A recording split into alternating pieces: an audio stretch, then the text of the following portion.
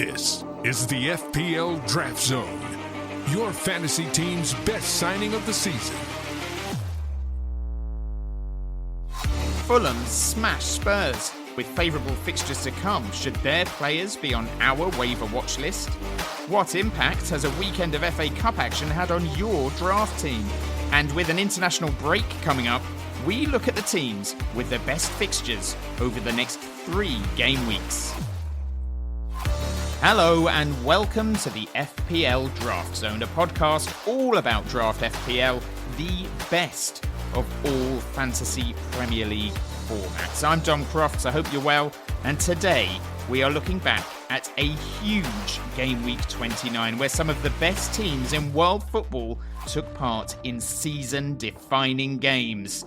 But unfortunately, none of those games took place in the Premier League. So while Manchester United were taking on Liverpool in the FA Cup, Barcelona were taking on Atletico Madrid in La Liga, and Inter were battling it out with Napoli in Serie A, we were focusing all our attention on Luton Town against Nottingham Forest and Burnley against Brentford. Oh, lucky us.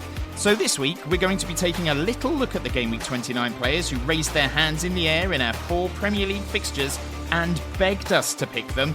And we'll review those top-flight teams who are in FA Cup action and see if we've learnt any lessons from those games as well. Plus, with 2 weeks to go until Game Week 30, we talk forward planning and how best to spend these next couple of weeks getting prepped and ready for the season running. But before that, let's take a look at the results from Game Week 29, starting with the 3 o'clock kickoffs on Saturday. And at Turf Moor, it finished Burnley 2, Brentford 1. Sergio Reguilon's red card after only 7 minutes turned the game on its head for Thomas Frank's side. David Datro Fofana scored his 4th goal for Burnley and his 2nd in as many games as Vincent Kompany's side won for the first time in 11 matches. It finished Luton Town 1, Nottingham Forest 1 at Kenilworth Road. Forest thought they'd won it after Chris Wood had put them in front. Morgan Gibbs-White getting the assist for Forest, but an 89th minute equaliser from Luke Berry saved a point for Luton. Berry has now scored at every level of English football, from non-league all the way up to the top flight. The third game on Saturday was the 5:30 kickoff. It finished Fulham 3, Spurs 0. Rodrigo Muniz scoring twice for Fulham to make it 7 for the season. All 7 of those goals have come in his last 7 games. Fulham fullbacks Castagne and Robinson both got assists for Marco Silva's side as well. And then on Sunday at 2 p.m, West Ham played out a draw with Aston Villa. It finished 1-1 at the London Stadium. Michail Antonio scoring for West Ham. He was a recommendation from us last week, and if you picked him up, you were rewarded. Zaniolo equalising for Villa, and Souček had a goal disallowed late on for the Hammers as well. So those were the results from a very lightweight round of Premier League fixtures. But which players did us proud and which players need to get in the bin? It's time for winners and losers. The FPL Draft Zone, winners and losers. Okay, let's start with the good stuff. Let's start with the winners. First up, Christopher Wood. Let's be honest, Chris Wood is considered a bit of a joke in FPL circles, isn't he? But at last, it's time to start taking the New Zealand Peter Crouch seriously, because he's now got 9 goals for the season, and 6 of those goals have come in his last 7 games. He's also got 15 bonus points over the course of the campaign, which actually puts him 5th on the list of strikers with the most bonus points. He's only behind Ollie Watkins, Erling Haaland, Dominic Solanke and Julian Alvarez. Nottingham Forest have not won in their last 4 matches now. They are undoubtedly in a pretty serious relegation dogfight. But as we always say, that is a good thing for draft managers, because it means that they will be going full pelt between now and the end of the season, and thoughts of the beach will not be entering their players' minds. Of their final 9 games, 7 of them are green on the fixture ticket, including their next 2 matches, both home games, against Crystal Palace and Fulham. They also have games away at Sheffield United and Burnley in their last 3 game weeks. Chris Wood is not a fashionable pick. He is about as sexy as Boris Johnson in a G-string. But that does not matter. He is doing the business for Forest, and if you've got him, you are one of the few managers this week with something, anything to celebrate. So well done, you. Another winner for you, Anthony Robinson. The Fulham fullback is having a quietly brilliant season. He picked up his 6th assist of the season in that 3-0 win over Spurs. He's also picked up 7 clean sheets this season, which is pretty amazing when you think about it, because Fulham are not a team that you would automatically think of as a defensively solid side. But they have the joint 5th most clean sheets this season, alongside the likes of Liverpool and Everton. A shout out as well for Fulham right back Timothy Castagne, who also got an assist against Spurs and finished with 10 points for the week. He's picked up 24 points over the last 4 game weeks and is another defender worth keeping an eye on going forward. Both Robinson and Castagne are winners this week. As for the losers from Game Week 29, Spurs attacking assets were our major letdowns. Lots of draft managers who owned the likes of Son, Maddison and Kulusevski would have been hoping for some big returns against Fulham, but they were beaten at Craven Cottage and none of them really threatened either. Son finished with an XG of 0.14, Maddison with an XG of 0.13, Kulusevski with an XG of just 0.04. However, if you manage to beat your rival managers to get Brennan Johnson this week, well, you can feel really hard done by, because he actually did have chances in that game. He finished with an XG of 0.75, he had an XA of 0.63, and he had an XGI of 1.38. So he really should have banked you some points if you had him in your team. But unfortunately for you, he didn't.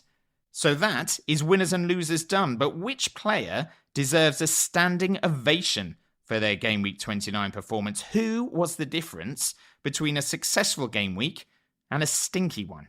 It's time to reveal our fantasy hero of the week.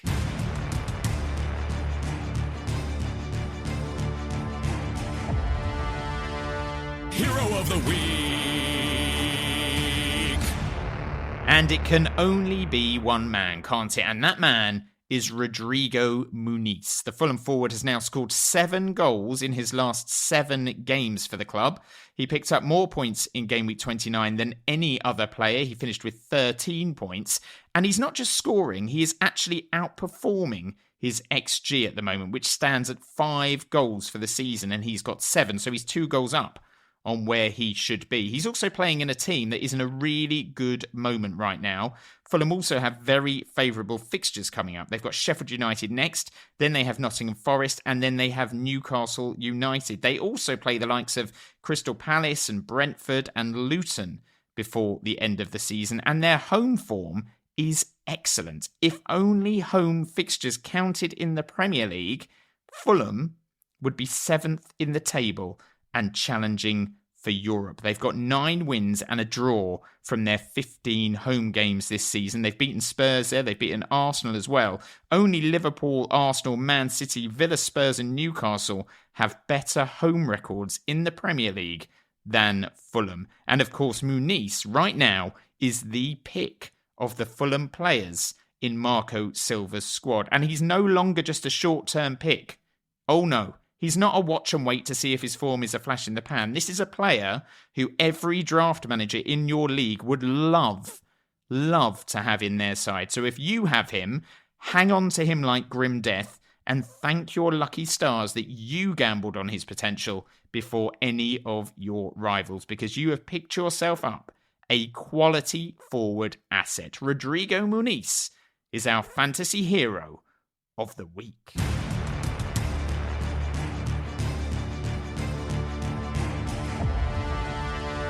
Hero of the week. But of course, where there is a hero, there is also a villain. A bad to their good, a dark to their light, a yin to their yang, a Chris Waddle to their Glenn Hoddle. It's time to reveal our fantasy supervillain of the week. Supervillain of the week. Supervillain of the week. Supervillain of the week. super villain of the week. I hate his guts. And this week's supervillain is a clear-cut choice, I'm afraid. His name is Sergio Reguilon. The Spanish defender returned to the Brentford starting 11 against Burnley and was sent off for a stupid challenge on Vitinho after only 7 minutes. Brentford had defended so well against Arsenal the week before without Reguilon, and yet Thomas Frank chose to bring him straight back into the team for their crunch relegation 6-pointer, and he was massively let down by the on-loan Spurs man. There were always going to be minimal clean sheets available to draft managers in Game Week 29, but I thought that Brentford represented the best hope of getting one, and yet those hopes were dashed so early on at Turf Moor because of that Reguilon challenge and his subsequent red card. Now, we will never know if the scoreline would have been different had Reguilon not been caught out so early on and punished with a red card, but for draft managers that bet big on Brentford doing the business against Burnley and showing some defensive steel, well, they were all let down by the former Real Madrid man, and that is why Sergio Reguilon is our supervillain of the week. Supervillain of the week. Supervillain of the week. Supervillain of the week. Supervillain of the week. I hate his guts. So that is Game Week 29 wrapped up, but this weekend has also seen some FA Cup fixtures taking place with a host of Premier League teams in action, and it doesn't hurt to take a look at those games and try to take a few learnings from them. So we're going to have a quick blast through those quarter-final matches now and flag a few headlines. And we're going to start with Wolves, who were beaten by Midlands rivals Coventry City. They were without Pedro Neto, Hwang and Cunha, and as a result, their strike force was extremely compromised. That's a polite way of saying right ropey. Sarabia, Fraser and Lamina started across the front line for Wolves. Their goals came from defenders, which I think speaks volumes. Bueno got one, and Ait-Nouri was also on target. Ait-Nouri also got an assist to make it 2 goals and 2 assists in his last 4 games across all competitions. Wolves have not lost 2 games on the spin, though, since Game Week 14. And of their last 4 defeats, they have followed every single one up with a win. They beat Chelsea twice, they beat Spurs, and they beat Fulham. So Gary O'Neill seems to know how to get a response from his players after a disappointment. Now, Wolves have another Midlands derby coming up in Game Week 30 when they travel to Aston Villa, and that is not an easy game. But with 2 weeks before that match, it is a chance to get Cunha up to speed again. He is back in full training for Wolves, and he will be desperately needed now that Neto and Hwang are out long term. Their injuries also make Pablo Sarabia a strong draft pickup. He's also likely to be on penalties going forward, so if he is available in your league, that's one to consider. After Villa, Wolves have Burnley, West Ham, Nottingham Forest and Luton in 4 of their next 5 games. So very tempting fixtures coming up. They are only 6 points off 6th place at the moment, so they are in the race for Europe, even though no one's talking about it. And if you're looking to invest in them, then Ait-Nouri, Sarabia and Cunha are probably the 3 players that you should focus on. And despite that defeat to Coventry, I do still fancy them to have a strong end to the season. Manchester City beat Newcastle 2-0 at the Etihad. Bernardo Silva getting both goals for Pep Guardiola's side. John Stones, Nathan Ake and Julian Alvarez were all rested for this one. Kevin De Bruyne was absent through injury, as was Ederson. City kept a rare clean sheet in this one, which is not something they tend to do too often in the Premier League, but Ortega Moreno in goal represents a good short-term pickup if you're in need of a goalkeeper or if you want some City defensive coverage. Now, Ederson may well be back in time for their next match against Arsenal, but if you have a second-choice goalkeeper you're not bothered about keeping, it's worth getting Ortega Moreno in just in case. The fact that the likes of Stones and Ake were rested suggested that Pep is saving them for some of the bigger games coming up, but with them being drawn in the Champions League against Real Madrid, we're likely to hit peak Pep roulette over the next few weeks. So make sure you choose your Manchester City assets very, very carefully. Meanwhile, Newcastle continue to look like a shadow of the side that played so well last season. Kieran Trippier is still out. Nick Pope is still out and not expected to return until the end of April. Joe Linton is missing. Callum Wilson is missing. And they are offering very little, both offensively and defensively. But 3 of their next 4 games are at home, and Newcastle do have a good record at St James's Park, as you would expect. They play West Ham and Everton at home in their next 2. Then it's a trip to Fulham before another home game against Spurs. So 3 of their next 4 matches are at St James's Park. They also have Sheffield United and Brighton to come at home as well in game weeks 35 and 37. So as bad as they have been, and as disappointing as their season has been, if you have any of their key assets, and I'm talking Isaac, Gordon, and Trippier, fitness depending, it's worth hanging on to them.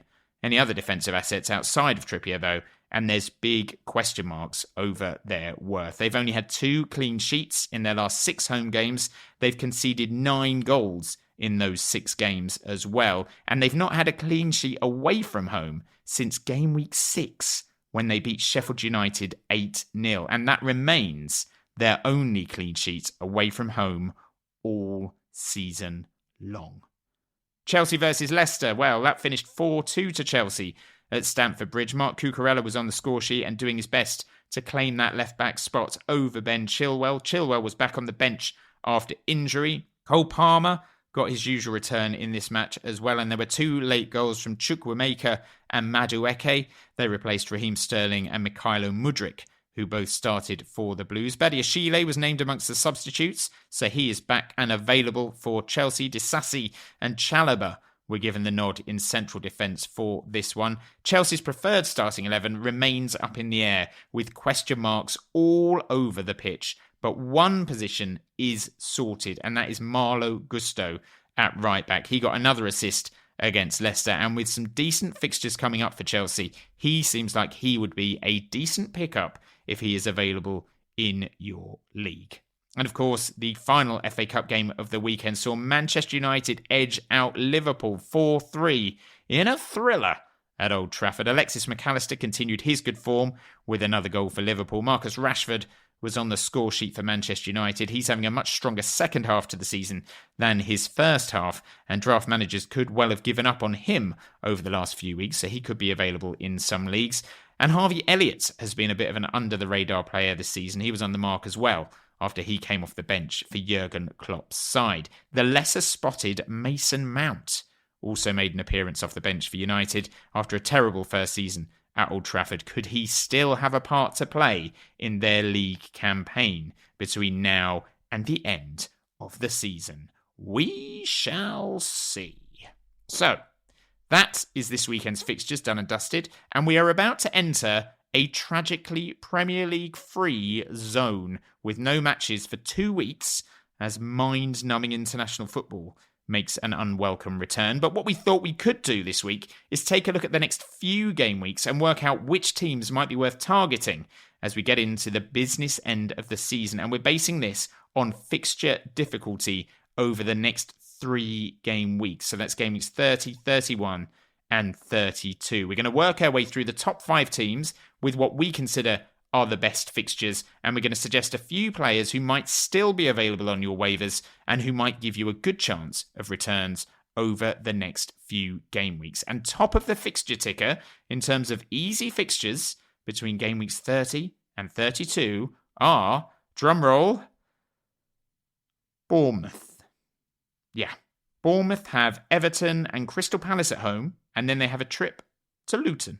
I think we've all learnt our lesson about trusting Bournemouth from a defensive perspective, but going forward, they are a threat, as we saw in that game against Luton in midweek. Antoine Semenyo is still available in just over 20% of 10-team leagues, according to statistics from Draft FC. He's got 4 goals in his last 5 games. He's picked up 32 points in that time as well. And Ines Unal is doing everything he can to earn a place in the Bournemouth starting 11 as well. He had a big double game week in game week 28 with a goal and 2 assists. And with question marks over Dom Solanke's knee injury, he is a player to keep an eye on just in case Solanke is absent after the international break. I always had my suspicion that Solanke was hoping for a call-up to the England squad, and maybe that's why he wanted to play through any pain he was suffering over the last few weeks. But now he's not had that call-up. I wonder if Iraola will use Unal a little bit more if Solanke continues to struggle in any way.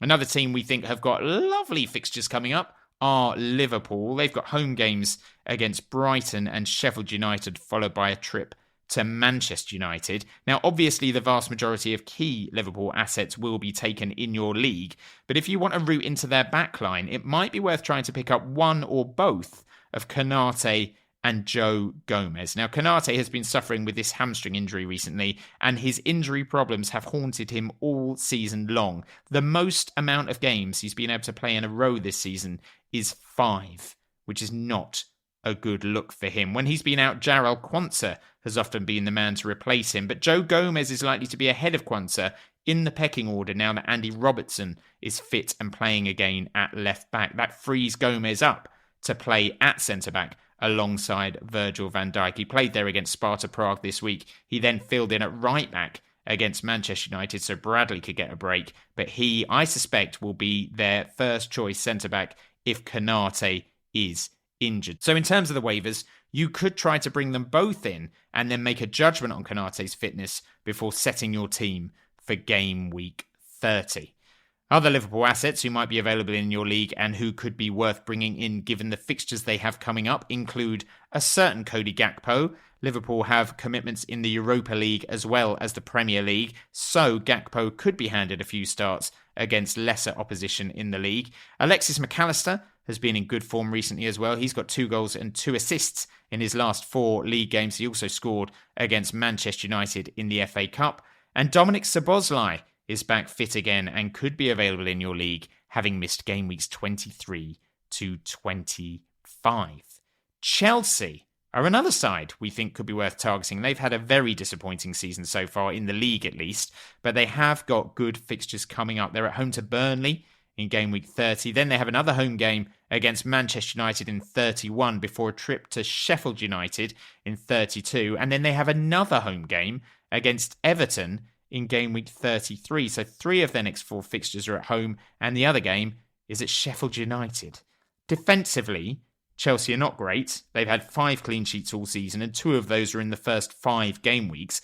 But the fixtures they have coming up might well see them add to that clean sheet tally. The clean sheets they've picked up so far this season have been against the likes of Luton, Bournemouth, Sheffield United, and Fulham twice. So with Burnley and Sheffield United in their next 3, you can see more clean sheets potentially heading their way. We've already spoken about Malo Gusto. He's a threat going forwards, so he would be the pick of their defensive assets. He's got 5 assists so far this season. And as we mentioned earlier as well, Ben Chilwell is fit again and will be battling it out at left back with Mark Cucurella. Chilwell is likely to get the nod given he is the club's vice captain, and we all know the sort of positions that he can get in when he is in that team. So if you can pick up 1 or 2 Chelsea defenders, it might well pay dividends in the short term. And depending on how desperate you are up front, Christopher Nkunku is expected to return to the squad after the international break, although his injury problems this season might well put you off rolling the dice on him. Nottingham Forest are another team who could be worth targeting over the next 3 weeks. They are desperate for points, given their precarious position at the bottom of the table, but they have got good fixtures coming up. It's Crystal Palace and Fulham at home for them in game weeks 30 and 31. Then they have a trip to Spurs and then a 3rd home game for them as well when they take on Wolves. Morgan Gibbs-White seems to be showing signs that he could be the talismanic figure they need to get them out of trouble. And Chris Wood is back in the team and back scoring goals. He seems to be the go-to striker now for Nottingham Forest. Anthony Elanga also returned to the starting 11 against Luton, and he could easily have scored in that match as well. And then there's the likes of Harry Toffolo and Willy Bolly, who have both had decent seasons from an XGI perspective and could offer you some attacking returns from defenders. Fulham, Well, they had a great weekend this weekend when they beat Spurs, and their next few games mean that they are in our top 5 teams to target as well. They have Sheffield United away, Nottingham Forest away, and Newcastle at home in their next 3. Anthony Robinson was in our winners earlier, and he has been excellent all season long. In the post-match press conference after the Spurs game, he was talking about the importance that Marco Silva places in keeping clean sheets. He said that if they won 3-1, he would have gone loopy. Their defensive qualities seem to have flown under the radar, but both Robinson and Castagne can also earn points in attack, and that is what makes them so valuable. 7 assists between them for the season now, 13 bonus points across the campaign as well. In the reverse fixtures against Sheffield United and Nottingham Forest, Fulham won 3-1 and 5-0. So there's every chance they will pick up points against them again. They did lose 3-0 to Newcastle at St James's Park, but as we know, Newcastle are a very different proposition at home than they are away. So I would say that the likes of Alex Iwobi, Willian, and even Harry Wilson could be options going forward if you fancy Fulham to win big in the next few game weeks. So those are our top 5 picks in terms of fixtures. There is one other team with very nice fixtures coming up who we wanted to highlight, and that is Newcastle United. Wanted to mention them as well. The downside is, of course, that they are woefully out of sorts, but a 2-week break and a chance to reset may bring them a change of fortunes. We saw what the Dubai trip did to Arsenal. Who knows if Eddie Howe has got a similar trip planned for the Toon Army. They have West Ham and Everton at home before that trip to Fulham. Now, I'm not sure I would go near their defensive assets despite those home fixtures, but if you wanted to get one in and take that risk, Tino Livramento could still be a decent pickup if Trippier remains out with a calf injury. And given their dreadful defensive record, at least one of Dan Burn, Shah and Botman are likely to have been dumped by draft managers of late. Shah in particular has been showing some very good attacking threat. He's got 3 goals and 2 assists in his last 7 games. In midfield, Harvey Barnes has been a huge disappointment this season, but if his hamstring injury clears up, he is likely to get minutes in the next few games, so depending on your midfield setup, he could be worth a gamble. And Miggy Almiron is another player who is getting minutes again, but who is flattering to deceive more often than not. He's got just 3 goals and 1 assist this season after an 11-goal, 4-assist season last year. So as I said, Newcastle, good fixtures, but not many options in truth, which is why they do not make our top 5, but were worthy of a mention. And of course, if you have the likes of Isaac or Gordon, you will be hoping for returns, and I would expect you to get those returns. So that is a very quick look at the next few weeks in draft, and a few teams in there whose fixtures could hopefully tempt you to invest in their players and give you a better chance of success between game weeks 30 and 32. And that is almost it for today. Game week 30 starts on Saturday, the 30th of March at 12:30pm GMT, with Newcastle taking on West Ham United. The deadline for your waivers is the day before, on Friday the 29th of March at 11am. We'll be back next week with a look ahead to Game Week 30, so keep an eye out and an ear out for that. And please do not forget to subscribe to us on whatever podcast platform you use. If you could spare the time to leave a review for us as well, that would be great.